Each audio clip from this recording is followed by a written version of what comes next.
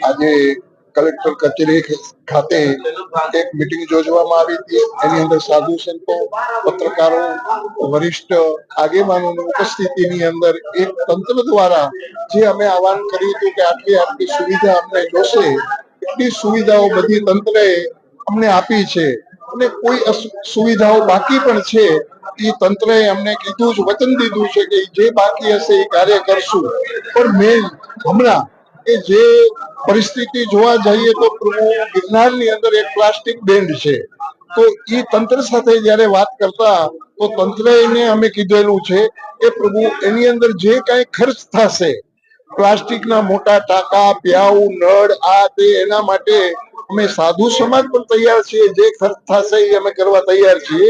અને ખાસ કરીને ગુજરાતની જનતાને એક અપીલ કરું છું, પ્રાર્થના કરું છું કે આ પ્લાસ્ટિક બેન ને કારણે ભવનાથની અંદર પ્લાસ્ટિક લાવવું નહીં, જેનાથી પર્યાવરણને કોઈ નુકસાન થાય.